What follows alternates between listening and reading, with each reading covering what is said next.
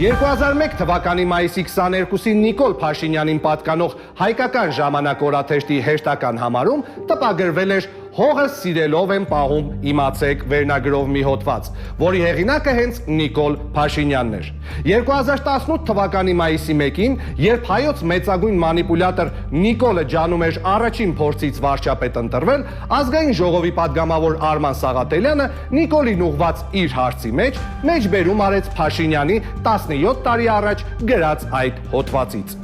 Ինձ զարմացնում է, որ մեր երկրում դեռ կան մարդիկ, ովքեր իլյուզիաներ ունեն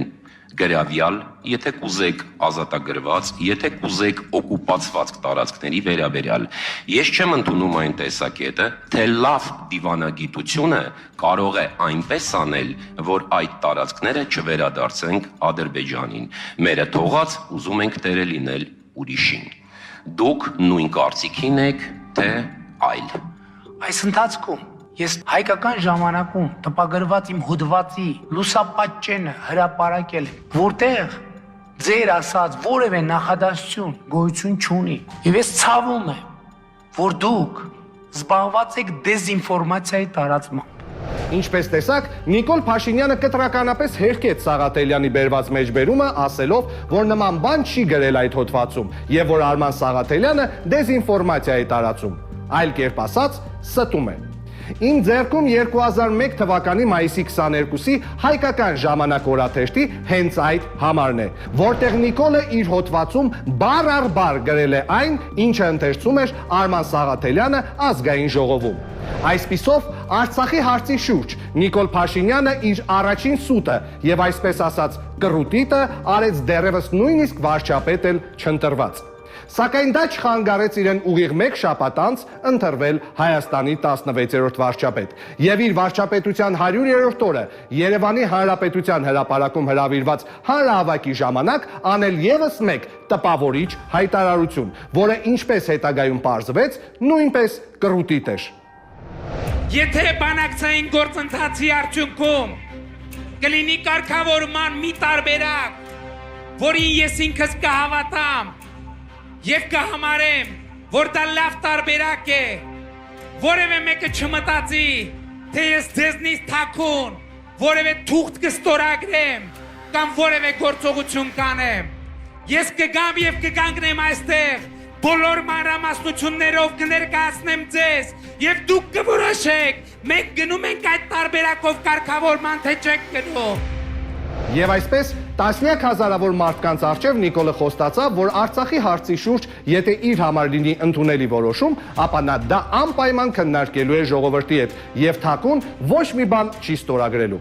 Այս ֆիլմի ընթացքում ես ձեզ կպատմեմ Նիկոլ Փաշինյանի եւ Աննա Հակոբյանի Արցախի հարցի շուրջ բոլոր քայլերի, ձևակերպումների եւ հնարավոր խաղարկված սցենարների մասին։ Այս ֆիլմը նրա մասին է, թե ինչպես տեր եւ տիկին ավանտյուրիստներ Նիկոլն ու Աննան մեզ նախապատրաստում էին խաղաղության, որպեսզի պատերազմի միջոցով շրջեն հայոց պատմության վերջին էջը։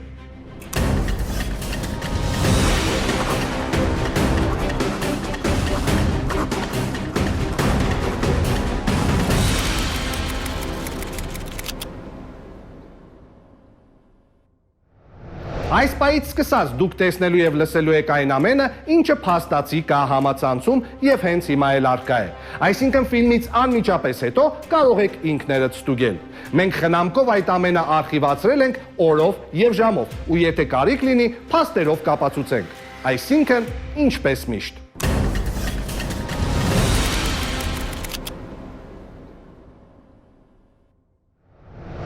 Նախաբանում ես ձեզ կպատմեմ, թե ինչպես Նիկոլ Փաշինյանը իր վարչապետության հենց առաջին ուղևորության ընթացքում ի ցույց դրեց իր ապակառուցողականությունն ու չիմացությունը այն խնդրի, որի անունն էր Ղարաբաղյան հիմնախնդիր, եւ որը համարվում էր եւ համարվում է հայ ազգի լինելիության անկյունաքարային եզրույթ։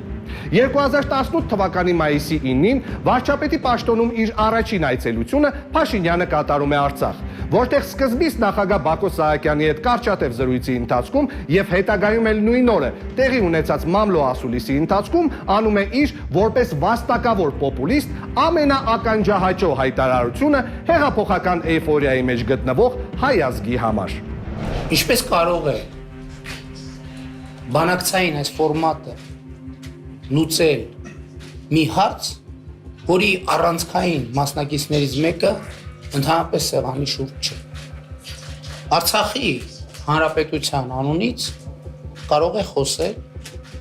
Արցախի հանրապետության իշխանությունը, ինչպես Հայաստանի հանրապետության անունից կարող է խոսել Հայաստանի հանրապետության իշխանությունը։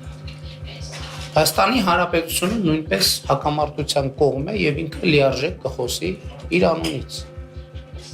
Արցախի հանրապետության անունից պետք է խոսի Արցախի հանրապետության իշխանությունը։ Այս հայտարարությամբ Փաշինյանը նախ կասկածի տակ է դնում Մինսկի խմբի բանակցային ֆորմատը, այսպիսով հաճելի անակնկալ մատուցելով Իլհամ Ալիևին, որը 2016 թվականի ապրիլյան ապտակից հետո անդադար բողոքում եւ դժգոհում էր Մինսկի խմբի ֆորմատից, բազմիցս նշելով, որ այն պետք է փոխվի, ակնկալելով նոր ֆորմատում Թուրքիայի ներգրավումը։ Երկրորդը Նիկոլը ասում է, որ Արցախը որպես հակամարտության լիարժեք կողմ պետք է պարտադիր վերադառնա բանակցային սեղան։ Հակամարտության լիարժեք կողմերից մեկը Արցախի հանրապետությունը պետք է լինի բանակցությունների լիարժեք կողմ։ Մինսկի խմբի համանախագահները այս հայտարարությունից առնվազն զարմանք են ապրում, իսկ Նիկոլը սկսում է սոցիալական ցանցերի հայկական տիրույթում վայելել իր կարճատև փառքը որպես հայոց լավագույն դիվանագետ։ Չհասկանալով կամ չհասկանալու տալով բանակցային ֆորմատի փոփոխության անհնարինությունը, մեկ ամիս անց ազգային ժողովում կառավարության ծրագիրը ներկայացնելիս Նիկոլը շարունակում է այս պոպուլիստական մրցավազքը լսողական օրգազմ ապահովելով հատկապես նրանց համար, ովքեր ընդհանրապես չէին տիրապետում Արցախի հարցի բանակցային նրբություններին, իսկ այդպիսիները Նիկոլի կողմնակիցների շրջանում մեծամասնությունն էին։ Մեծագույն ցանկության դեպքում անգամ չեմ կարող Ղարաբաղի ժողովրդի անունից բանակցելու իրավունք վերագրել ինքս ինձ, որովհետև դրա համար չկա ոչ իրավական, ոչ քաղաքական, ոչ բարոյական հիմնավորում։ Լեռնային Ղարաբաղի ժողովուրդը չի մասնակցում հայաստանյան ընտրություններին, չի մասնակցում Հայաստանում իշխանության ձևավորման գործընթացին, փոխարենը ունի իր իշխանությունը, իր ազգային ժողովը, կառավարությունն ու նախագահը եւ նրան կարող է ներկայացնել միայն դա անելու օրինական եւ լեգիտիմ հիմք ունեցող ներկայացուցիչը։ Վերահաստատելով իր այս դիրքորոշումը, Փաշինյանը ցուցադրում է որպես դիվանագետ իր ամուլությունը, չնայած այսօր արդեն պարզ է, որ նա ամուլ էր նաև թե որպես լրագրող, թե որպես падգամավոր, թե որպես վարչապետ եւ թե որպես հրամանատար։ Սակայն եկեք առաջ չանցնենք։ Փաշինյանը այս անգամ ոչ միայն մնացել էր իր իսկ քարոզչության տակ, այլ նաև սկսել էր իր այդ քարոզչության համար նոր անհավանական հիմնավորումներ գտնել։ Գտնում էր քիչ է, մի բան էլ բարձրաձայնում էր։ Երբ որ ես ասում եմ, ես չեմ կարող բանակցել Արցախի ժողովրդի եւ պետության անունից, դա քմահաճույք չի։ Եվ Ռոբերտ Քոչարյանը, եւ Սերժ Սարգսյանը ունեցել են կոնկրետ պատճառաբանություն եւ կոնկրետ փաստարկ, թե ինչու իրենք կարող են խոսել Ղարաբաղի անունից։ Որտեղ Ռոբերտ Քոչարյանը Ղարաբաղի ընտրված նախագահ է եղել, Սերժ Սարգսյանը Արցախի ինքնապաշտպանության կազմակերպման լիդերներից է եղել, այսինքն իրենք կարող են համարել, որ իրենք այդ մանդատը ունեն։ Էլ եմ ասում, անկախ նրանից ես դրա հետ համաձայն եմ, թե չէ։ Բայց այս իմ պարագայում չկա այդպիսի գործոն։ Նիկոլը ասում է, որ նա մանդատ չունի Արցախի անունից բանակցելու եւ ըստ այդմ որոշում կայացնելու համար։ Սա ասում է մի մարդ, ով միանձնյա 2020 թվականի նոյեմբերի 9-ին ստորագրել է կապիտուլյացիոն պայմանագիր Արցախի տարածքի 75%-ը հանձնելով թշնամուն։ Բայց եկեք դարձյալ առաջ չանցնենք։ Քանի որ Արցախին բանակցային սեղան վերադարձնելու թեզը Փաշինյանը դարձրել էր ներքին քաղաքական սպառման ամենապոպուլյար միտքը, բոլորը սպասում էին մեծն դիվանագետ Փաշինյանի եւ Իլհամ Ալիևի առաջին պաշտոնական հանդիպմանը բանակցային սեղանի շուրջ։ Դա տեղի ունեցավ Վիեննայում մարտի վերջին օրերին։ Իսկ հիմա ուշադրություն։ Լսենք, թե ինչ հաջողությունների հասավ 21-րդ դարի հայ Օստապ Բենդերը։ Վիեննայում արդյոք քննարկվել է Ղարաբաղի մասնակցության հարցը։ Իհարկե քննարկվել է։ Արդյոք մենք լրջորեն փաստարկել ենք այդ տեսակետը։ Իհարկե լրջորեն փաստարկել ենք։ Արդյոք այս հարցի վերաբերյալ կողմերը եկել են համաձայնության։ Իհարկե չեն եկել համաձայնության։ Խնդրում եմ ուշադրություն դարձրեք Փաշինյանի ձևակերպմանը, երբ նա ինքն իրեն հարց տալով արդյոք կողմերը Արցախի մասնակցության վերաբերյալ եկել են համաձայնության, պատասխանում է իհարկե չեն եկել համաձայնության։ Իսկ ինչ է նշանակում իհարկե բառը։ Դա նշանակում է, որ Փաշինյանը միշտ էլ գիտեր, որ Արցախին բանակցային սեղան վերադարձնել հնարավոր չէ։ Այսպիսով, վարչապետ ընտրվելուց 10 ամիս անց պայթեց առաջին փուչիկը, որով Փաշինյանը կերակրում էր հայ հասարակությանը թե Հայաստանում, թե Սփյուռքում։ Սա նաև ի ցույց դրեց այն, որ Փաշինյանը մեծ քաղաքականության մեջ եւ հատկապես Արցախի հարցում բացարձակ զրո է։ 2 տարի առաջ դա թվում էր դիլետանտին եւ պոպուլիստին բնորոշ գիծ, իսկ այսօր դրան կա այլ վերլուծություն։ Կամ երկրի ղեկավարը ամենակարևոր հարցի շուրջ չի ունեցել տրամաբանված քայլերի հաջորդականություն, ինչպես նաև հակաքայլեր ու լուծումներ, կամ գիտակցված ու մտածված տարել է բանակցային գործընթացը կազմաքանդման, որպիսի մտցնի փակուղի։ Իսկ բանակցության փակուղին պատերազմն է։ Ես հակված եմ երկրորդ տարբերակին, ու դա ձեզ կապացուցեմ։ Сердце Таджикистана слышит знойные страны. Я в любви признаюсь тебе, город мой юный Душанбе. Չէ, Rio de Janeiro-ն չէ։ Հետհեղափոխական ժամանակաշրջանի օրոք շրջադարձային դարձավ 2018 թվականի սեպտեմբերի 28-ին ԱՊՀ գագաթնաժողովի ընթացքում Դուշանբեում տեղի ունեցած Փաշինյան-Ալիև հանդիպումը, որը հետագայում կոչվեց վերելակային դիվանագիտություն եւ որը հիմք դրեց այն բոլոր եզրակացություններին, որի վերջնահաշտությունքը ձևակերպվում է այսպես. Պատերազմը Ադրբեջանի հետ դա քայլ առ քայլ կազմակերպված լավ օպերացիա էր։ Բայց նախ այցելենք Դուշանբե։ Сами по себе эти кадры претендуют на то, чтобы считаться сенсационными. В одном лифте ехали президент Азербайджана и премьер Армении. Они напряжены, сосредоточены, однако продолжают разговор все время, что идут в зал. Փաշինյանի եւ Ալիևի վերելակային զրույցը զարմացրել ու հետաքրքրել էր բոլորին։ Այս տեսարանի յուրահատուկ աստղ դարձավ վարչապետի այն ժամանակվա անվտանգության պետը Գրիգորի Հայրապետովը, որի հետագայում առեղծված էին աշխատանքից ազատումը, մինչև հիմա էլ կապվում է նրա հետ, որ վերելակում Հայրապետովը լսել էր մի բան, որը չպետք է լսեր։ Այդ կադրերը Հայաստանում աննախադեպ քննարկման առարկա դարձան եւ իհարկե ակտիվացավ Փաշինյանի Facebook-յան էջը, որտեղ նա հետեւյալ գրառումն արեց. Դուշանբեում իմ ու Իլհամ Ալիևի միջև տեղի ունեցավ խոսակցություն։ Մանրամասները կպատմեմ Երևան վերադառնալուց հետո։ Պարզ է, որ ազգը սպասում էր վարչապետած վարչապետի լայվին։ Եվ եկեսցե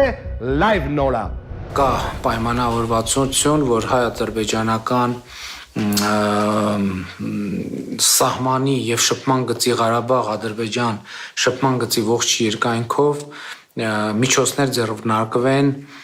հրադադարի ռեժիմի խախտման դեպքերը կանխարգելելու վերաբերյալ։ Եվ ուրախ եմ արձանագրել, որ նախորդ գիշերը ըստ էության եղել է վերջին 4 ամիս համենայն դեպս ին վարչապետ ընտրվելուց հետո ամենահանգիստ, ամենախաղաղ գիշերը։ Այսպիսով Փաշինյանը ասում է, որ նա Ալիևի հետ ձեռք է բերել պայմանավորվածություն սահմանին կրակը դադարեցնելու համար եւ որպես արդեն իսկ լուրջ ձեռքբերում հայտնում, որ տվյալ գիշերը ամենախաղաղն է եղել իր վարչապետության օրոք։ Թե ով էր հաշվել մոտ 140 գիշերների կրակոցների եւ միջադեպերի քանակը, որ Նիկոլը նման հայտարարություն էր անում, նույնիսկ խորանալ պետք չէ։ Սա նրա կողմից հերթական հուզական մանիպուլյացիան էր, որը գերցինիկաբար էր հնչում, քանի որ դրանից մեկ օր առաջ սեպտեմբերի 27-ին Արցախի սահմանին սպանվել էր մեր 19-ամյա զինվորներից մեկը։ Բայց Նիկոլը խաղում էր իր դերը ու մեզ սպասում էր Դուշանբեից եւս մեկ տեղեկություն ցնցող ձեռքբերման մասին։ Մենք պայմանավորվել ենք օպերատիվ կապի որոշակի կոմունիկացիա ստեղծել, համաձայնվել ենք, որ կհանձնարարենք մեր համապատասխան գերատեսչություններին, որ նրանք օպերատիվ կապի այդպիսի համակարգ կարողանան մշակել, որպեսզի անպայման այդպիսի օպերատիվ կապի կոմունիկացիա ունենանք։ Այսպիսով Դուշանբեում կայացած կարճատև զրույցի ընթացքում Նիկոլն ու Ալիևը պայմանավորվել էին ստեղծել օպերատիվ կապ։ Որպեսզի այդ օպերատիվ կապի մասին պայմանավորվածությունը վստահություն ներշնչի, Նիկոլը սեպտեմբերի 30-ին լրագրողների հետ ճեպազրույցում դրա մասին եւս մեկ անգամ շեշտեց եւ բացահայտեց մեզ Ալիևին լրիվ այլ կողմից։ Պարզվեց նա կիրթ է ու դրական։ Պայմանավորվածություն է ձեռք բերվել Հայաստանի եւ Ադրբեջանի ղեկավարության միջև մշտական կապ հաստատել, առայժմ պարզ չի թե տեխնիկապես դա ինչպես է իրականացվելու, որպեսզի մենք կարողանանք իրավիճակը ավելի օպերատիվ վերահսկել։ Դա նորմալ դրական տպավորություն թողեց, նորմալ զրուցել են, քաղաքակիրթ զրույց է եղել եւ կրթված մարդու տպավորություն թողեց։ Այստեղ մենք պետք է տանք դատար։ Նիկոլի ասած համապատասխան գերատեսչությունները, որոնք պետք է ապահովեին օպերատիվ կապի աշխատանքը, ինչպես հետագայում պարզվեց, դա մեր եւ Ադրբեջանի հատուկ ծառայություններն էին, իրենց ղեկավարներով հանդերձ։ Երբ անցած տարի հայտնի դարձավ, որ 2018 թվականի հոկտեմբերին Դուբայում Նիկոլ Փաշինյանին արվել է $5 միլիարդ առաջարկություն Ադրբեջանին 7 շրջաններ փոխանցելու դիմաց, եւ որ այդ առաջարկությունը արվել է այսպես կոչված օպերատիվ կապի միջոցով, հասարակությունը շոկ ապրեց եւ փնտրվում էր այն մարդը, ով կարող էր մասնակիցը լինել այդ գործողությանը։ Բոլորն էին հասկանում, որ այն ժամանակվա ԱԱՑ տնօրեն Արթուր Վանեցյանը բան գիտի, եւ նա խոսեց։ Ես, որպես ազգային անվտանգության ծառայության տնօրեն, ի պաշտոնե ապահովել եմ Նիկոլ Փաշինյանի եւ Ադրբեջանի նախագահի այսպես կոչված օպերատիվ կապը։ Դրա մասին խոսվել է բազմիցս։ Եղել են բազմաթիվ հանդիպումներ, այդ թվում Դուբայի քաղաքում։ Այդ հանդիպումների վերաբերյալ մանրամասն տեղեկացված են ազգային անվտանգության խորհրդի բոլոր անդամները, այդ հարցերը քննարկվել են ազգային անվտանգության խորհրդում, ավելին ասել չեմ կարող։ Եվ այսպես 2018 թվականի հոկտեմբերին Ալիևի հետ ստեղծված օպերատիվ կապի միջոցով, որը ստեղծվել էր իբր սահմանային միջադեպերը արագ կարգավորելու համար, Նիկոլ Փաշինյանը ստանում է $5 միլիարդ գայթակղիչ առաջարկություն Արցախի հարցը հօգուտ Ադրբեջանի լուծելու համար։ Եվ հենց 2018 թվականի հոկտեմբերից Տեր եւ տիկին ավանտյուրիստներ Նիկոլ Փաշինյանը եւ Աննա Հակոբյանը սկսում են խաղարկել երկու սցենար, որոնցից ցանկացածի դեպքում կարողանալու են վաստակել այդ $5 միլիարդ։ Այնինչ հաջորդիվ տեսնելու եք, եղել է մեր բոլորի աչքի առջև։ Հետևեք շատ ուշադիր եւ փորձեք չխելագարվել։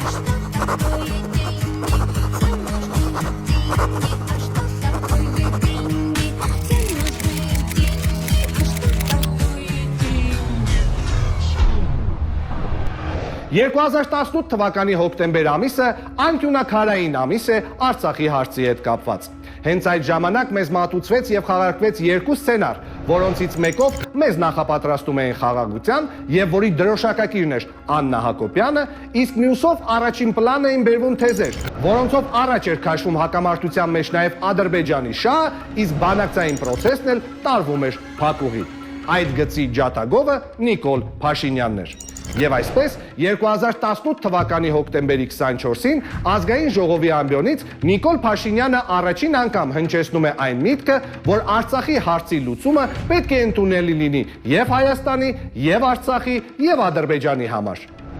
Ոնց կարող է Ղարաբաղի հարցը լուծվի, եթե լուծման որևէ տարբերակ չի ընդունվում Արցախի ժողովրդի կամ Հայաստանի ժողովրդի կողմից, այդ թվում եւ Ադրբեջանի ժողովրդի կողմից։ Դա էլ է պետք ասել։ Այս հայտարարությունը միանգամից բուռն քննարկման առարկա դարձավ, հաշվի առնելով նաև այն հանգամանքը, որ անմիջապես հաջորդ օրը Հայաստան ժամանած Ամերիկայի նախագահ Դոնալդ Թրամփի ազգային անվտանգության հարցերով խորհրդական Ջոն Բոլթոնը Փաշինյանի հետ հանդիպումից հետո հայտարարել էր, թե եթե հավատանք այն կանխատեսումներին, որ Նիկոլ Փաշինյանի հեղափոխական թիմը հաղթելու է դեկտեմբերին կայանալիք արտահերթ խորհրդարանական ընտրություններին, ապա այդ դեպքում Փաշինյանը շատ ուժեղ մանդատ կստանա եւ կարող է վճռական քայլեր ձեռնարկել Լեռնային Ղարաբաղի հակամարտության կարգավորման ուղղությամբ։ Կարող են արդյոք այդ վճռական քայլերը թաքնված ական լինել մեզ համար։ Այս հարցին Փաշինյանը պատասխանեց Բոլթոնի այցին հաջորդող ազգային ժողովի նիստին, այս անգամ ավելի հստակ ձևակերպելով իր հորինած բանաձևը։ Բացառված է, բացառվում է, որ որևէ մեկը հույս ունենա, որ Ղարաբաղի հարցը կարող է լուծվել Ղարաբաղի եւ Հայաստանի ժողովրդի եւ պետականությունների շահերին ի հակառակ կամ չհամապատասխանող դեպքում բացառված է ուղղակի չի կարող այդպիսի բան լինել։ Այո, եւ ես Ինձ թույլ եմ տվել ասել, որ Ղարաբաղի հարցի ցանկացած կարգավորում պետք է լինի ընդունելի Հայաստանի ժողովրդի համար, Արցախի ժողովրդի համար եւ այո, պետք է ընդունելի լինի նաեւ Ադրբեջանի ժողովրդի համար։ Եվ այսպես Փաշինյանը նորից ասեց մի բան, որտեղ առաջ էր քաշում նաև Ադրբեջանի համար ընդունելի չընդունելի լինելու հարցի լուծման թեզը։ Եվ սա կարող էր ձեռք տալ միայն Ադրբեջանին, քանի որ առաջին անգամ Հայաստանի ղեկավարներից մեկը հայտարարում էր, որ չկան կարմիր գծեր եւ քննարկման ենթակա է ցանկացած բան, որ դրված է բանակցային սեղանին։ Ուղղակի հիշեցնեմ, որ 25 տարուց ավել ձգվող բանակցային գործընթացում հայկական կողմի բոլոր ներկայացուցիչները պնդել են Արցախի ժողովրդի ինքնորոշման իրավունքի պարտադիր իրացման մասին։ Դա եղել է մեր այսպես ասած կարմիր գիծը։ Իսկ հիմա հայտնվեց մի մարդ, ով ասում է, որ ցանկացած հարց կարող է թե ընդունելի լինել, թե չլինել Ադրբեջանի համար, եւ մեզ համար դա նորմալ է։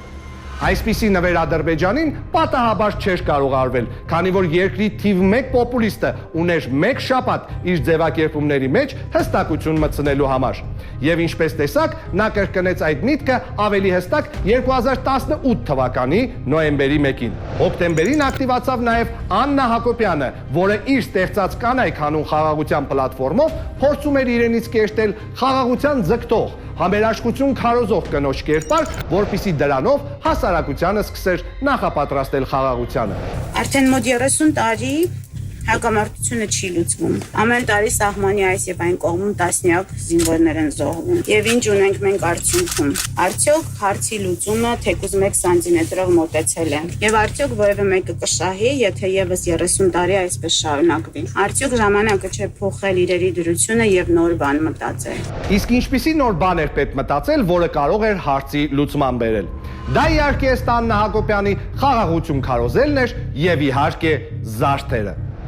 Եվ ես հավատում եմ, որ մայրերի տիեզերական սիրո առաջ կհալվեն աշխարհի բոլոր փամփուշտները։ Օրինակ դրանք կվերածվեն այնպիսի զարդերի, որ ես գրում եմ այս պահին։ Ներկայում իմ գրած զարդերը հալված փամփուշտից են պատրաստված եւ յուրաքանչյուր կին, որ կմիանա արշավին, կունենա նման զարդ։ Թե որքան զարդ հալված փամփուշտի տեսքով ադրբեջանական բանակը նվիրեց Աննա Հակոբյանին այս պատերազմի ընթացքում, գիտի միայն նա։ Բայց այսպես ակնհայտ երևաց, որ Աննա Հակոբյանը այս պատմության մեջ խաղալու է շեղող դեր, որպեսզի Նիկոլ Փաշինյանը կարողանա ավարտին հասցնի այն սցենարը, որով ինչպես պարզ դարձավ հետագայում, պետք է ապահովեր Արցախի հարցի բոլորին ձեռք տվող լուծում, բացի Հայաստանից եւ Արցախից։ Կարճ ասած, 2018 թվականի հոկտեմբերին Նիկոլն ու Աննան գործի անցան Ալիևի մոտ։ Բայց նախ եկեք արագանցնենք Աննայի սցենարային գծով, որը կարճ տևեց, քանի որ վարչապետի տիկնոջ եւ երկրի թիվ 2, իսկ ըստ որոշ պնդումների թիվ 1 հարց լուծողի դերը գծերից գծեց բարի, համեստ, առաքինի եւ ցամաք լոբի ու փիպերտ ուտող մի հասարակ կնոջ կերպարանքը։ Հաջորդ անգամ Աննան իր փայլուն մտքերով ի հայտ եկավ մեզ 2019 թվականի ապրիլի 3-ին, երբ Ամերիկայի ձայնին տրված հարցազրույցում նշեց, որ մեր զինվորները զոհվում են հանուն ոչինչի։ Մեր նախաձեռնության այս նախաձեռնության միակ իմաստը զինվորների կյանքը պաշտպանելն է եւ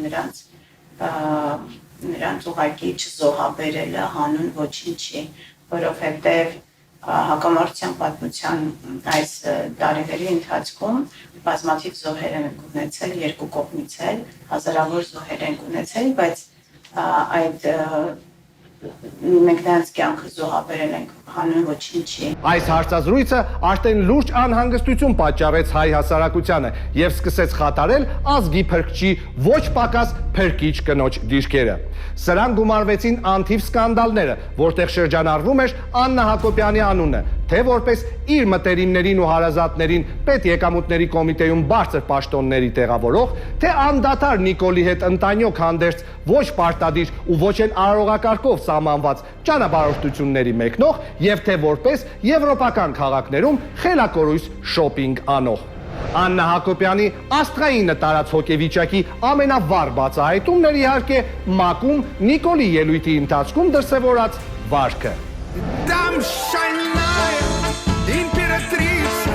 в объятиях юных кавалеров забывает обо всем, как будто вечно ночь будет длиться, как будто разочарование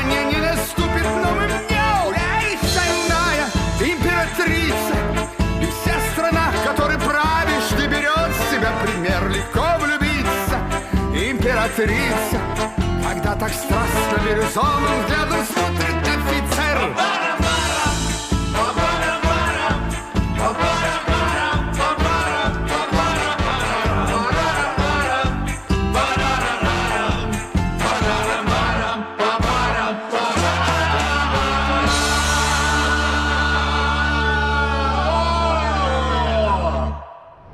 Երբ Աննայի լոբի մաքրող ու փիպերտով յոլա գնացող կերպարը սկսեց փլուզվել իրեն աստվածացնողների շարքերում, նա ուզած-չուզած ասուլիս հրավիրեց եւ այն հարցին, թե ինչու է անդադար արտերկիր գնում գալիս վարչապետին սպասարկող բորդ համար մեկով, երբ այդ ֆրֆռալը ընդհանրապես արարողակարգով պարտադիր չէ եւ ինչու են ավելորդ հյուրանոցային համարների վրա ծախսվում պետական փողերը, երբ նախկին ղեկավարներից ոչ մեկի կանայք նման բան չեն արել, համեստության մարմնացում Աննան տվեց հետևյալ պատասխանը.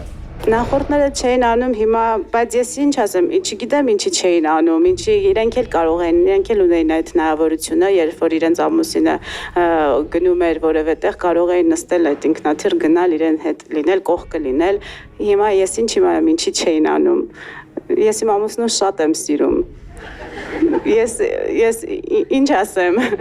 Խնդրում եմ ուշադրություն դարձրեք 2017 թվականին Լեյլա Ալիևայի եւ 2019 թվականին Աննա Հակոբյանի պահվածքի վրա Միացյալ Ազգերի կազմակերպության նիստերի դալիճում ու փորձեք գտնել տարբերություններ։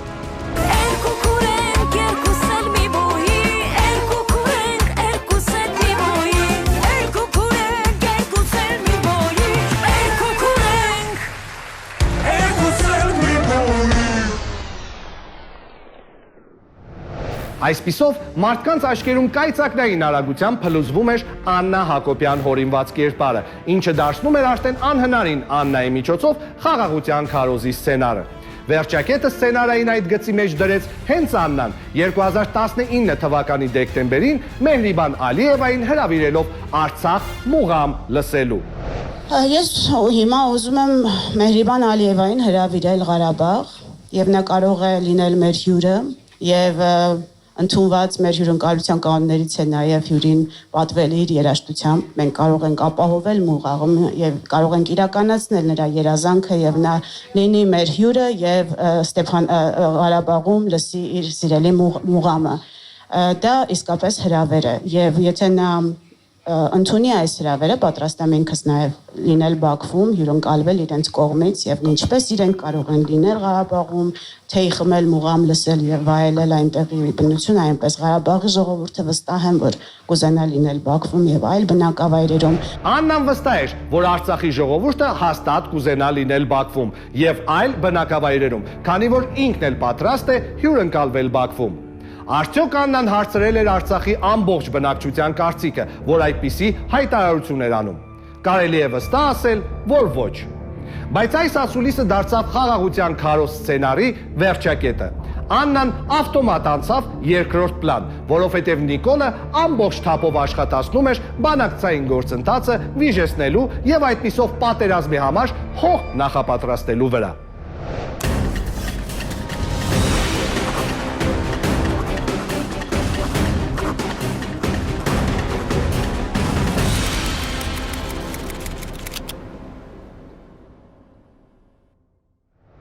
«2019 թվականի մարտի 29-ին Վիեննայում տեղի ունեցավ Փաշինյան-Ալիև առաջին պաշտոնական հանդիպումը Արցախի հարցի բանակցային սեղանի շուրջ։ Այդ հանդիպումից հետո Փաշինյանը փաստեց, որ բանակցություններում Արցախի լիարժեք ներգրավումը որպես բանակցային կողմ Ադրբեջանի կողմից մերժվել է։ Իսկ Ալիևը մարտի 30-ին ՏԱՍ-ին տված հարցազրույցում գոհունակությամբ նշել էր, որ բանակցային ձևաչափում փոփոխություն տեղի չի ունեցել, բայց կա արձանագրված առաջխաղացում։ Ինչ որ անհայտ առաջխաղացման մասին խոսում էին նաև Մինսկի խմբի համանախագահները եւ տրամաբանական հարց առաջացավ բոլորի մոտ։ Արդյոք Փաշինյանը առաջխաղացում գրանցել է բանակցություններում Սերժ Սարգսյանի թողած կետից։ Հնչեց այսօր արդեն բոլորին ծանոթ պատասխանը։ Ես բանակցությունները սկսել եմ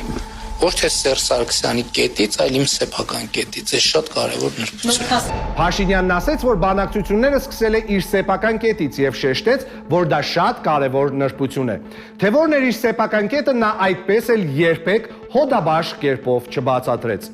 Ընդհանրապես 2.5 տարվա ընթացքում Նիկոլ Փաշինյանը Արցախի հարցի շուրջ այնպիսի հակասական մտքեր էր արտահայտում, որ խճճվել էին բոլորը։ Նախ նա ասում էր, որ Ադրբեջանը կառուցողական հունից դուրս է հանում հարցի քննարկումը, հետո պնդում էր, որ թշնամին կառուցողական է տրամադրված։ Ադրբեջանը պարզապես ցանկանում է Ղարաբաղի հարցի կարգավորումը դուրս բերել կառուցողական բանակցային հունից։ Ես օրինակ Ադրբեջանի նախագահի հետ շփումներից զգում եմ, որ ինքը տրամադրված է եւ ուզում է հարցի լուծման։ Մենք էլ ենք կառուցողական տրամադրված, իրենք էլ։ Բանակցային գործընթացի վիժեցման Նիկոլի ծրագրում սկսեց աշխատել 3 այլ սյուժետային գիծ։ Դրանցից մեկով հետևողականորեն նսեմացվում էր Արցախյան առաջին պատերազմի հաղթանակը։ Վարկաբեկվում էին այդ հաղթանակը կերտող հերոսները։ Տուշոնկաների բեմադրված գործով կալանավորվեց գեներալ Մանվել Գրիգորյանը։ Կալանավորվեց Ռոբերտ Քոչարյանը։ Գործեր հարուցվեցին Սերժ Սարգսյանի, Յուրի Խաչատուրովի եւ Սեյրան Օհանյանի վրա։ Ամեն ինչ արվում էր, որ հասարակության մոտ ցանկացած վատ բան կապվի արցախցիների եւ արցախյան պատերազմի հերոսների հետ։ Այս վակխանալիայի գագաթնակետը հանդիսացավ Սասուն Միքայելյանի հայտարարությունը, թե Թավշյա հեղափոխությունը ավելի կարևոր էր, քան արցախյան ազատամարտը։ Ես չեմ վարանում, չեմ վախենում ասել, այս հաղթանակը, որ մեր հանրապետությունում կրեցիք դուք, հայ ժողովուրդը, ավելի կարևոր էր, քան թե արցախյան ազատամարտը։ Համաձայնեք, որ երբ սա ասում է Արցախյան ազատամարտի հրամանատարներից մեկը, առնվազն զարմանալի է, բայց անուղեղ եւ անարժանապատիվ որոշակի զանգված սա ընդունեց որպես դոգմա եւ սկսեց առաջ տանել հենց այս թեզը։ Արցախյան հերոսապատման ճանապարհը սկսեց ճաքեր տալ եւ քարկոծվել։ Հաջորդ սյուժետային գծով նպատակամղված ոչնչացվում էին հարաբերությունները Ռուսաստանի հետ։ Երևանում մեքենայի մոտ ցուցադրաբար չդիմավորվեց միայն Պուտինը, ինչը կենտանական հրճվանք առաջացրեց Թավշյա անուղեղների մոտ։ Դա այն դեպքում, երբ մնացած ղեկավարներին Նիկոլը դիմավորում էր հենց մեքենայի մոտ։ Եվրախորհրդի խորհրդարանական վեաժողով Ռուսաստանի վերադարձի բանաձևին իմ քայլականներից Ռուբեն Ռուբինյանը դեմ քվեարկեց, իսկ Հովանես Իգիթյանը չմասնակցեց քվեարկությանը ընդհանրապես։ Քրեական գործեր էին հարուցում ռուսական խոշոր կապիտալ ներկայացնող Գազպրոմ Արմենիա եւ Հարավ Կովկասյան երկաթուղիներ ընկերությունների дем։ Լավրովը բացահայտ դա անվանեց ռազմավարական դաշնակցին ոչ бնորոշ պահվածք։ Ну и если уж мы о союзничестве, то, наверное, союзничество должно проявляться во всех областях. Если говорить про экономику, то мы очень рассчитываем, что те судебные процессы, которые сейчас начались за последние пару лет в Армении в отношении совместных предприятий, включая Южно-Кавказскую железную дорогу, что они будут урегулированы без каких-либо попыток привнести туда вещи, которые не подобают между союзниками. Я об этом очень откровенно говорю, потому что несколько сложных ситуаций сложилось, в которые попали российские компании. Ռուսաստանի հետ մեր հարաբերությունների գաղավիժումը ստացել էր լույսի արագություն։ Այս ամենի հետ մեկտեղ Փաշինյանին պետք էր երրորդ սյուժետային գծի իրականացումը, որի մեջ նա պետք է հանդես գար բանակի մասին մտածող եւ բանակը հզորացնող հրամանատար։ Մեկ նա հայտարարում էր, որ ելակը մտավ զորամաս, մեկ ցուցադրում էր նոր ձեռք բերված Սու-30 կործանիչները, որոնք այդպես էլ պատերազմի ընթացքում ոչ մի օգուտ չտվեցին, մեկ մի կերպ փորձում էր նշան բռնել ըստ իրեն մեր բանակի գերնոր եւ գերսարսափելի զենքերից մեկով։ Այս ամենը մատուցվում էր հանրությանը բոլոր հնարավոր լրատվական ու ֆեյքային խողովակներով, որպիսի բանակի մարտունակության բարձրացման Նիկոլի հզոր տեսլականի վերաբերյալ ոչ մեկի մոտ կասկած չառաջանա։ Այս միտքը ամրապնդելու համար պակասում էր մի բան՝ ռեալ մարտական գործողությունների ընթացքում ցուցադրել Նիկոլ Զորավարի հմտությունները։ Եվ այդ առիթը ստեղծվեց 2020 թվականի հուլիսին, երբ ըստ պաշտոնական հաղորդագրության մի ադրբեջանական ուազի պատճառով սահմանին մինի պատերազմ սկսվեց։ Տպավորություն ստացվեց, որ հնարավոր է, որ ադրբեջանցի զինվորները մոլորվել են եւ հետո չգիտես ինչու մեքենան մեր զինվորների զգուշացումից հետո մեքենան թողել են, հեռացել են եւ հնարավոր է այդ մեքենայի հետ կապված ինչ որ ուզեցել են վերադարձնել այդ մեքենան դրա համար են այդ գործողությունը սկսել կամ չգիտեմ Վարչապետ, եթե այդպիսի ցանկություն լիներ, երևի թե ինչ-որ ձևաչափով կապի դուրս կգային եւ չկրակելու պայմանավորվածություն ձեռք բերվեր, որպեսզի ավտոմեքենան վերադարձվի։ Անմիջապես սկսվել է հրետակոծություն։ Ակնհայտ էր, որ Նիկոլը այսպես ասած ոտի վրա հորինում էր վարկած, թե ինչու տեղի ունեցավ այս սահմանային լարումը, որի արտաբերումը անակնկալի բերեց նույնիսկ Դավիթ Տոնոյանին։ Համաձայն եք, որ մի ուազի համար, որը եթե նույնիսկ ընդունենք, որ շփոթմունքի պատճառով էր հայտնվել մեր դիրքերի մոտ, դժվար թե Ադրբեջանը միլիոնավոր դոլարների զենք կիրառեր, տար բազմաթիվ զոհեր եւ հեշտական անգամ մնար ձեռնունայն։ Նիկոլի կողմից այդքան գովազդված օպերատիվ կապի միջոցով կարելի էր այդ հարցը արագ կարգավորել։ Բայց տեղի ունեցավ մինի պատերազմ, որի արդյունքում մենք նույնպես տվեցինք զոհեր, իսկ սահմանային գյուղերն էլ ենթարկվեցին հրետանային հարվածների։ Օգոստոսի 21-ին Ռուսաստանի արտգործնախարար Լավրովը հուլիսյան սրացման մասին ներկայացրեց իրենց տեսակետը։ Լավրովը ասում էր բառացիորեն սա. Սրման համար խտան հանդիսացավ հայկական կողմի որոշումը վերականգնել սահմանային հին անցակետը, որը գտնվում էր ադրբեջանական գազի արտահանման խողովակաշարից 15 կիլոմետր հեռավորության վրա։ Լավրովը սլակները ուղեց մեր կողմ։ Նա շեշտում էր, որ մենք ենք սրման պատճառ հանդիսացել։ Սա ցույց էր տալիս, որ Նիկոլը եւ իր դիվանագիտական ոչ ու բարով թիմը ոչ մի ջանք չէին թափել արտաքին քաղաքականության դաշտում, որպեսզի մաքսիմալ առաջ տանեին մեր դիրքորոշումները եւ տեսակետները։ Այսպիսով Նիկոլը իր սեփական շահը գերադասեց Հայաստանի շահին։ Եթե այդպես արտահայտվում էր Լավրովը, նշանակում է, որ այդպես մտածում էին նաեւ Մինսկի մյուս համանախագահող երկրները։ Լավրովի այս հարցազրույցը մաքսիմալ քողարկվեց նիկոլական քարոզչամեքենայի կողմից, որը հուլիսյան մարտերը ներկայացնում էր հերթական ադրբեջանական ագրեսիա եւ անվանում այն հաղթական ու ջախջախիչ։ Փաշինյանը կազմակերպել տվեց աննախադեպ պարգևատրման արարողություն, որի ընթացքում ազգային հերոսի կոչում շնորհվեց Ռուբեն Սանամյանին եւ անթիվ ու անհամար մարտական խաչեր բաժանեց։ Փաշինյանը ամեն կերպ ուզում էր ցույց տալ, որ մի հրաշալի հրամանատար է։ Սեփական համակիրներին դա ավելի հասկանալի ասելու համար առաջին պլան դուրս եկավ անվտանգության խորհրդի քարտուղար Արմեն Գրիգորյանը, որ ասեց, որ եթե չլիներ Նիկոլը, կորած էինք։ Ամբողջ գործընթացը ղեկավարվել է մեկ հոգու կողմից, ով որպես քաղաքական պատասխանատու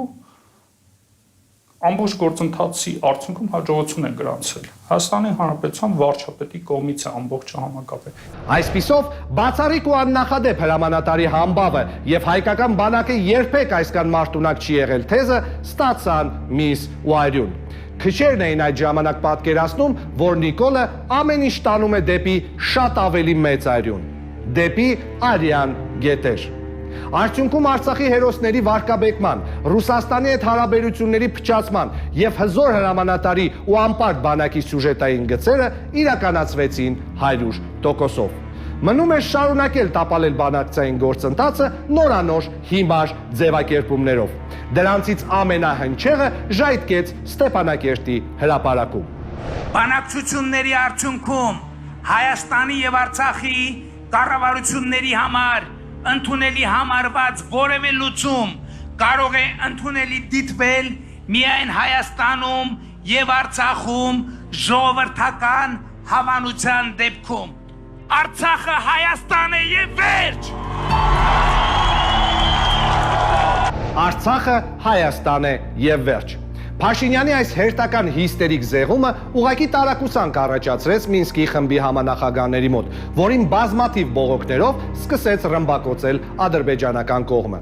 Առաջին հայացքից այդ ուղղակի գերպոպուլիստական հայտարարությունը, որը հրապարակում հավաքվածների մոտ առաջացրեց աննկարագրելի էյֆորիա, իրականում ոչ այլ ինչ էր, քան բանակցային գործընթացի վերջնական վիժեցում։ Իսկ թե ինչու, հիմա բացատրեմ ամենահասկանալի կերպով։ 25 տարուց ավել բանակցություններում մենք պնդել ենք, որ Ղարաբաղյան հարցը ազգերի ինքնորոշման իրավունքի մասին է։ Կրկնում եմ, ազգերի ինքնորոշման իրավունքի մասին է։ Իսկ Ադրբեջանը հակառակը շեշտում էր, որ սա տարածքային խնդիր է։ Երբ դու հայտարարում ես, որ Արցախը Հայաստան է եւ վերջ, այսինքն Արցախը Հայաստանի տարածք է եւ վերջ, դու ջուր ես լցնում Ադրբեջանի ջրաղացին եւ այդպիսով ինքդ ես հաստատում, որ սա տարածքային խնդիր էր։ Ավելին, ասելով Արցախը Հայաստան է եւ վերջ, այսինքն Հայաստանի մաս է, դու բոլորի ընկալման մեջ ագրեսոր ես դառնում եւ վերջ, ու քանդում ես Ադրբեջանի ձեռքերը պատերազմ սկսելու համար։ Ալիևը շատ արագ կողմնորոշվեց եւ ընդունեց իր համար ցանկալի ձևաչափի մարտահրավերը։ Նախ նա անդրադարձավ Փաշինյանի Արցախի հարցի լուծման բանաձևին։ Должен сказать, что в последнее время премьер-министр Армении часто говорит, что решение конфликта должно быть приемлемо народу Азербайджана, народу Армении и народу Нагорного Карабаха. Так вот, должен сказать, что понятие народа Нагорного Карабаха не существует. Что касается того, какое решение приемлемо для Азербайджана, то оно заключается в восстановлении территориальной целостности Азербайджана, признанной всем миром, возврат беженцев и вынужденных переселенцев на свои исконные земли, в том числе и в Нагорный Карабах. Այսպիսով Ալիևը նախ բացառեց Արցախի ժողովուրդ հասկացողությունը եւ պնդեց, որ իրենց համար միակ ընդունելի տարբերակը տարածքային ամբողջականության գիծն է։ Այսինքն, երբ Փաշինյանը ասում էր, որ լուծումը պետք է ընդունելի լինի նաեւ Ադրբեջանի կողմի համար, իրականում պլատֆորմ էր ստեղծում Ալիևի համար բանակցային գործընթացը իր ուզած ունով տանելու համար։ Սոչիում Ալիևը չմոռացավ անդրադառնալ նաև Ստեփանակերտում Փաշինյանի էմոցիոնալ զեղմանը։ Также хотел бы коснуться вызывающего удивление заявления премьер-министра Армении почти дословно. Карабах – часть Армении и точка. Ну, во-первых, это, мягко говоря, ложь. Армения сама не признает это незаконное образование. Так что Карабах – это Азербайджан. И восклицательный знак. Այսպիսով, պատերազմի հետ հաշվարկի մեկնարկը տրված էր։ Մնում էր ստեղծել պատրանք, որ Փաշինյանը ունի իր իսկ ասած Արցախի ժողովրդի մանդատը բանակցություններ վարելու համար։ Այդ օպերացիան իրականացվեց Արցախում Նիկոլի դրածո Արայիկ Հարությունյանի երթմնակալության արարողության ընթացքում, որտեղ Արայիկը կրկնօրինակելով իր տիկնիկավարի ոճը բազմիցս արտաբերելով կեցե բառը վերջում հնչեցրեց նույն ձևակերպումը։ Կեցե հայոց գալիք սերունդները, որ ավերջ ապրելու են ազատ, անկախ, զորեղ, երջանիկ ու միացյալ Հայաստանում։ Ուզում եմ վերջում ասել, Արցախը Հայաստան է եւ վերջ։ Շնորհակալություն։ Արցախի նախագահը նույնպես կրկնեց Արցախը Հայաստան է եւ վերջ արտահայտությունը։ Սրանով Արայիկը որպես Արցախի նախագահ ոչ այնքան իր երթմնակալության արարողությանն էր մասնակցում, որքան որ հավատարմության երթում էր տալիս Նիկոլին եւ այսպես ասած մանդատ շնորհում Արցախի հարցի լուծումը իր ուզածի պես կարել ու ձևելու համար։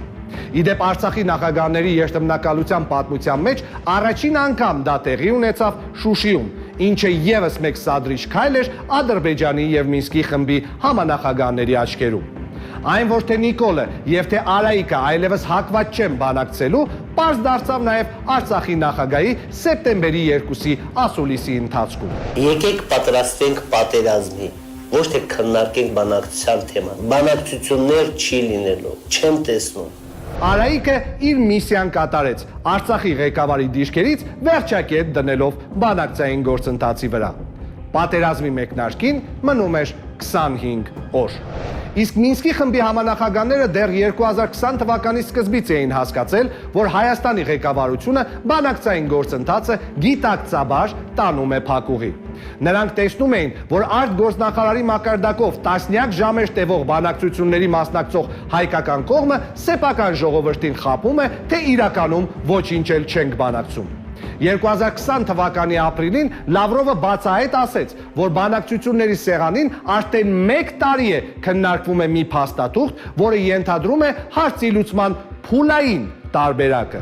Есть проекты, которые год назад, в апреле прошлого года, да, в Москве на встрече министров иностранных дел России, Армении и Азербайджана с участием сопредседателей были распространены, и они сейчас активно обсуждаются. Эти документы предполагают продвижение к урегулированию на основе поэтапного подхода, предполагая на первом этапе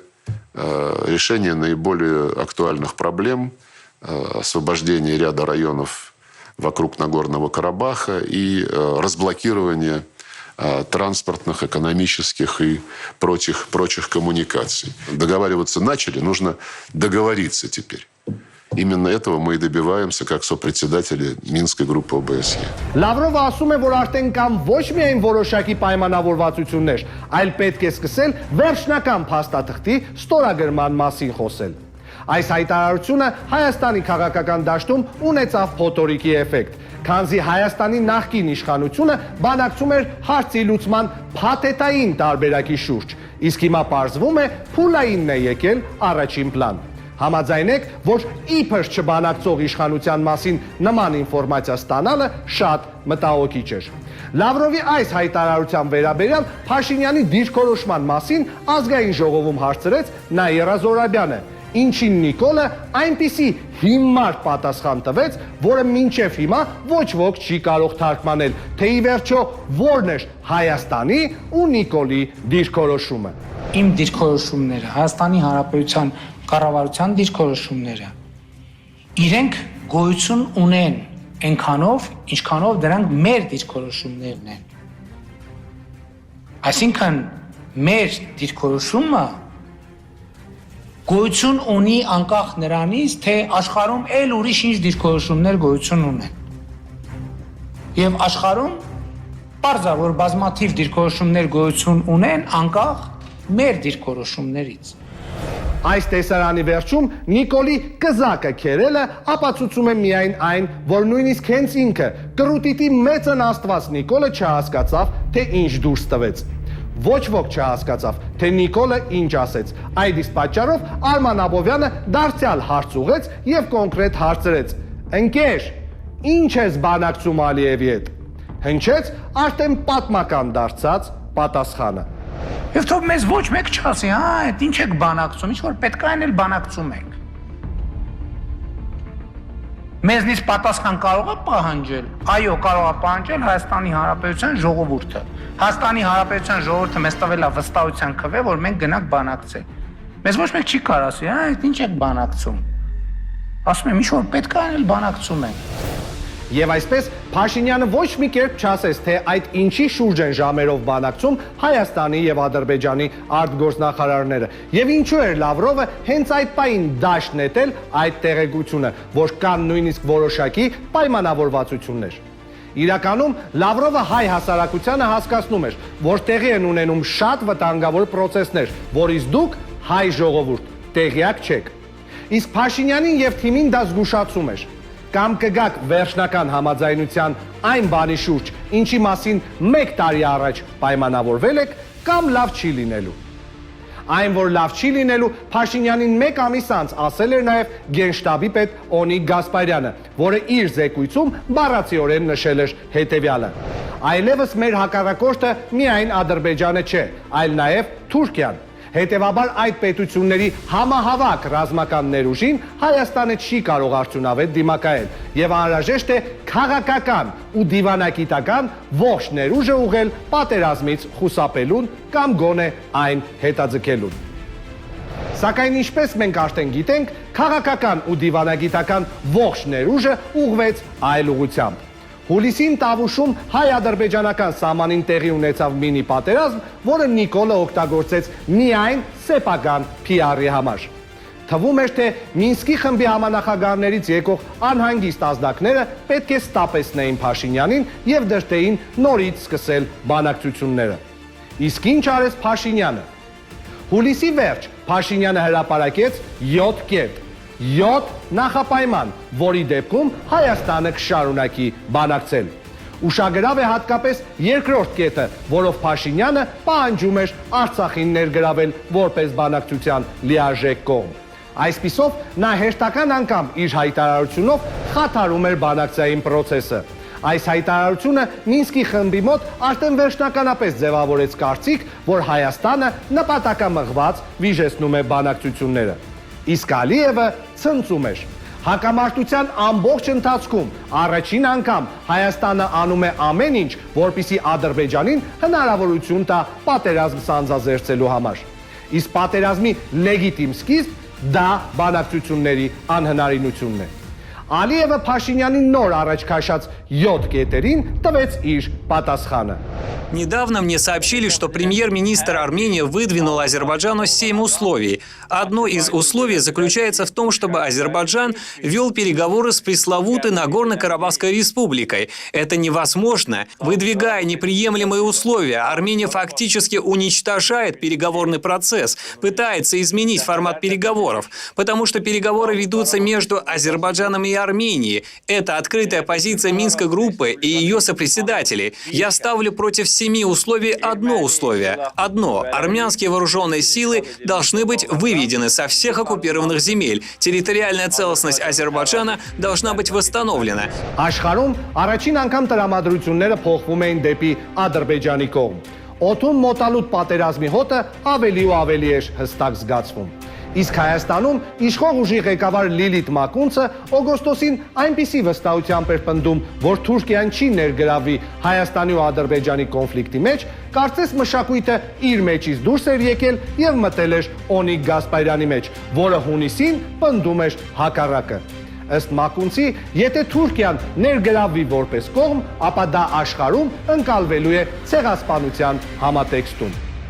Հետագայում մենք տեսանք եւ Թուրքիայի ներգրավումը եւ աշխարհի լռությունը։ Իսկ ինչու էր աշխարհը լուր հետևում պատերազմական գործողություններին։ Որովհետեւ Ադրբեջանը ամեն կերպ ցույց էր տալիս, որ Հայաստանի ղեկավարությունը տապալում է բանակցությունների ընթացքը։ Սեպտեմբերի 20-ին Ալիևը բացահայտ փաստեց, որ բանակցությունները դադարել են։ Президент Ильхам Алиев негативно оценивает нынешнее состояние переговоров по регулированию армяно-азербайджанского Нагорно-Карабахского конфликта и полагает, что они фактически остановились. Глава азербайджанского государства подчеркнул, что руководство Армении фактически нарушило переговорный процесс своими абсурдными заявлениями и провокационными шагами. Մինսկի խմբի համանախագահներից ոչ մեկ հակառակը չէր ասում։ Փաստ էր, որ բանակցությունները մտել են փակուղի եւ բոլորը մատով ցույց էին տալիս փակուղի մտցնողին՝ Նիկոլ Վովայի Փաշինյանին։ Ադրբեջանին պատերազմ սկսելու առիթ տալու համար մնում էր անել եւս մեկ լավություն՝ համախմբել ադրբեջանցիներին Իլհամ Ալիևի շուրջ, ինչը սեպտեմբերի 25-ին Նիկոլի հրահանգով արեց Հայաստանի արտգործնախարարությունը, որը տարածեց հետևյալ հաղորդագրությունը։ Եթե կարճ, ապա այս հաղորդագրության մեջ մեր արտգործնախարարությունը Նիկոլի ոճով ասում է, որ Ալիևը կոռուպցիոներ, թալանչի բռնապետ է, որը իր իշխանությունը ժառանգել է հորից եւ չունի մանդատ ադրբեջանցի ժողովրդի անունից բանակցելու համար։ Ըստ այդմ, մենք կսկսենք բանակցել միայն ադրբեջանական այն իշխանության հետ, որը կստանա ադրբեջանցիների կողմից լեգիտիմ մանդատ դա անելու համար։ Ադրբեջանում սկսվեց ուղիղ հակառակ ռեակցիան։ Իլհամ Ալիևի շուրջ ոչ միայն ստեղծվեց լայն հասարակական կոնսոլիդացիա, այլև կոչերը պատերազմի միջոցով վերջնական լուծել Ղարաբաղյան հարցը դարձան գերիշխող։ Իսկ Թուրքիան այլևս ուղիղ տեքստով ասեց, որ ամեն կերպ աջակցելու է Ադրբեջանին իր տարածքային ամբողջականության վերականգնման գործում։ Ալիևը Հայաստանի ԱԳՆ-ի հայտարարությանը պատասխանեց Փաշինյանին անվանելով հարբեցող եւ անպատասխանատու մարդ եւ սպառնաց մանրամասներ բացահայտել բանակցություններից, որտեղ ակնարկում էր, որ Փաշինյանը հարբած է ներկայացել հանդիպումներին։ Ալիևի այդ ակնարկներին Փաշինյանը պատասխանեց սեպտեմբերի 25-ին ձեզ արդեն հայտնի խոսքերով։ Վերջին շրջանում, եթե ուշադրություն եք դարձրել, Ադրբեջանի ռազմաքաղաքական ղեկավարությունը նոր կոմպոնենտ է մտցրել քարոզչական արշավի մեջ, այսպես ասած, կոնֆիդենցիալ ինֆորմացիաների բացահայտում։ Ես ադրբեջանցի գործընկերներին խորհուրդ եմ տալիս չգնալ այդ ճանապարհով, որովհետև եթե մտանք այդ դաշտ սկսեցին կոնֆիդենցիալ ինֆորմացիաներ տարածել, վախենամ դրանից Ադրբեջանի ներքաղաքական վիճակը հուսահատորեն ապակայունանա։ Այս խոսքերից ուղիղ 1 օր անց լուսադեմին սկսվեց պատերազմը։ Կրկնեմ այն, ինչ ասել եմ զգետնված իրականություն ֆիլմի ամենասկզբում։ Սեպտեմբերի 25-ից անցել է արդեն մոտ 4 ամիս ու կես, բայց Փաշինյանը չի ասել այնպիսի մի կոնֆիդենցիալ ինֆորմացիա, որը կապակայունացներ Ադրբեջանը։ Կամ նման ինֆորմացիա ուղղակի չկա, կամ այդ ինֆորմացիան ավելի շատ կվնասի իրեն, քան Ալիևին։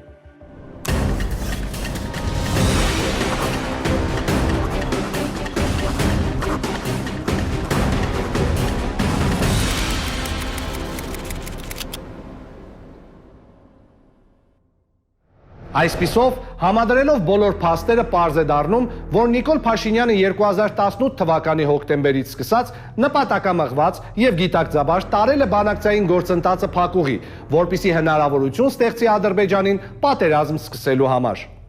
Արդյոք զուգադիպություն է, որ հենց 2018 թվականի հոկտեմբերին է նա ստացել $5 միլիարդ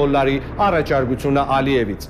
Արդյոք զուգադիպություն է, որ առաջին իսկ սահմանային մինի պատերազմը եղավ այն ժամանակ, երբ թե Նիկոլի եւ թե Ալիևի որդիները զորացրվեցին։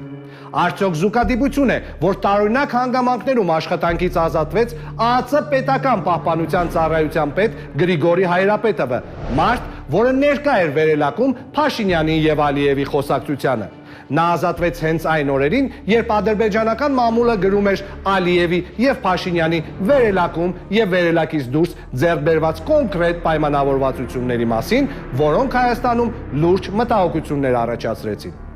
Ես զուգադիպություններին չեմ հավատում։ Չեմ հավատում նաև նրան, որ կարելի է պատահաբար պատերազմից 2.5 տարի առաջ մեկը մեկին նկարագրել պատերազմի հրահրման հավանական մոդել կամ վարկած ու վերագրել դա ինչ-որ երրորդ քաղաքական ուժերի։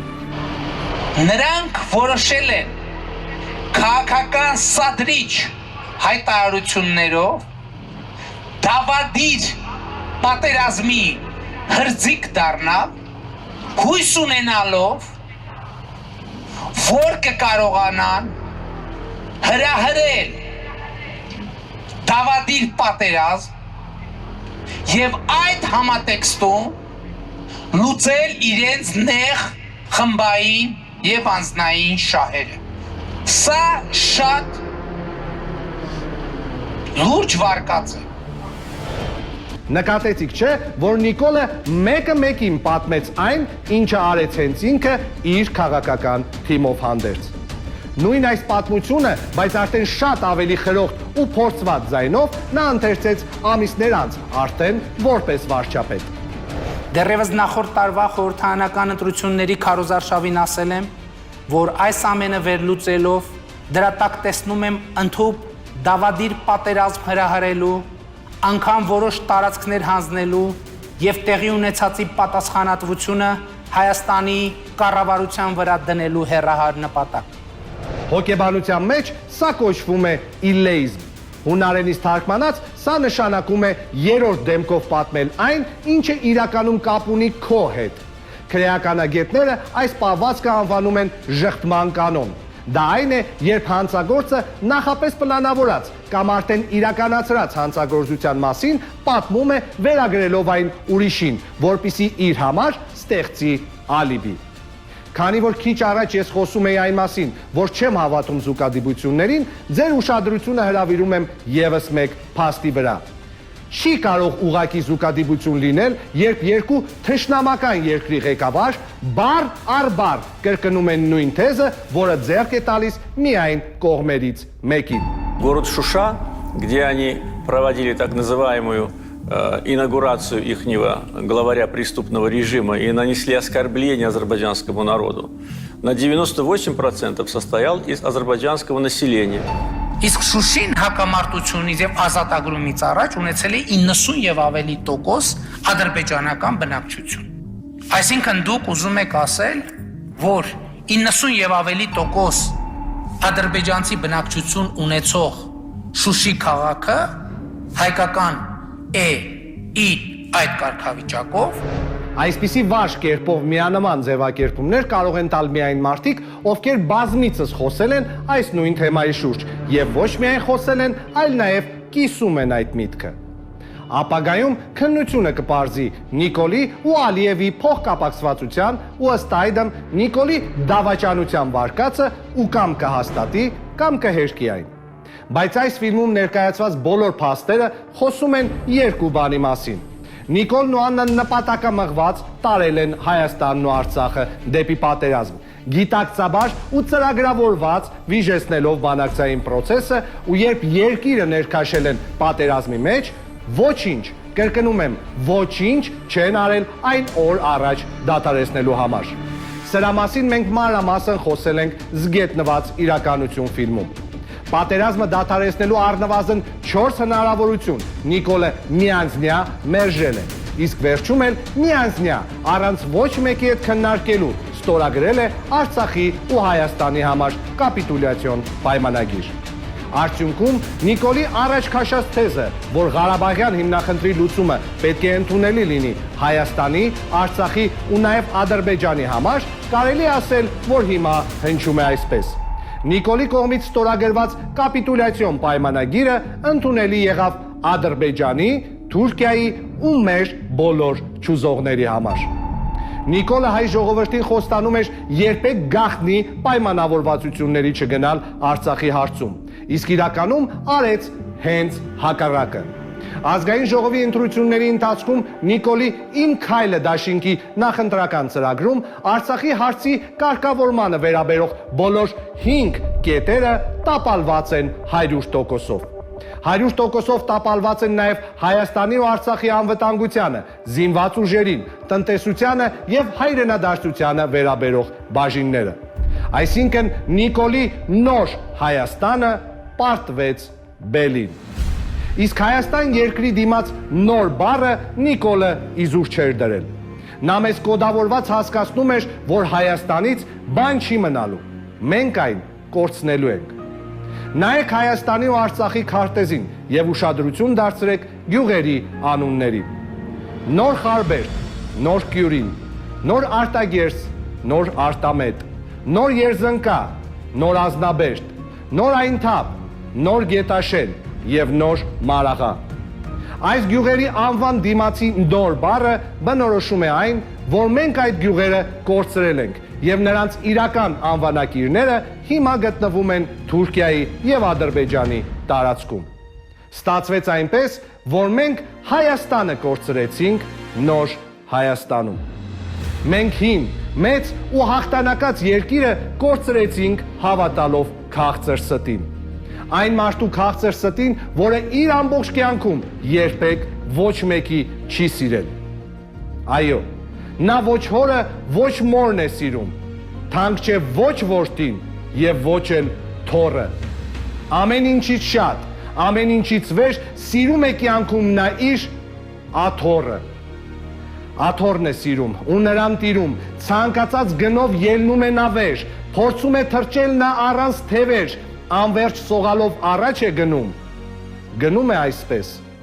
եւ տարեց տարի ելնում է այսպես շալակն աշխարի։ Մարդ կա աշխարհն է շալակած տանում, մարդ կա ելել է շալակն աշխարի։ Մենք մեր Հայաստան աշխարհը կշալակենք, բայց ոչ մի տեղ էլ չենք տանի։ Այն հազարամյակներ ի վեր եղել է հենց այստեղ, այս աշխարհագրական դիրքում, եւ մնալու է այստեղ 1000 Նիկոլ ու Աննա, ուզեն թե չուզեն։ Իսկ բոլոր նրանց, ովքեր ելել են Հայաստան աշխարհի շալակը, վստահեցնում եմ, ձեզ սպասում է ցավոտ, շատ ցավոտ վայրեջք դեպի դժոխք։ Ու թեկուզ մեր բոլորի սիրտը դողում է ամեն մի նոր զոհի անունը կարտալիս, թեկուզ քաոս է մեր բոլորի հոգիներում, միևնույն է, մեզ կանչում է մեր երկիրը, մեզ բոլորիս։ Այն հին երկիրը, որտեղ մենք ծնունդ ենք առել ու ստացել կրթություն, մկրտվել, սիրել, կազմել ընտանիք, ունեցել երեխաներ ու այրուն թափել հենց այդ ընտանիքի, այդ հողի ու այդ հին երկրի համար։ Մեր սրտի դողը այլևս լինելու է միայն նոր ծնունդի մասին լսելիս։ Քաոսը մեր հոգիների խաղաղվելու է, որպիսի հին երկրի փլատակների վրա մենք կառուցենք հայի երազանքի, հայի կարոտի ու հայի արժանապատվության երկիրը։ Ես սիրում եմ իմ հին, իմ ուժեղ, իմ դիմացկուն երկիրը։ Ու իմ սրտի բոլոր դողերը հենց քոնն են, Հայաստան։ Պապերիս ու որդիներիս երկիր Հայաստան։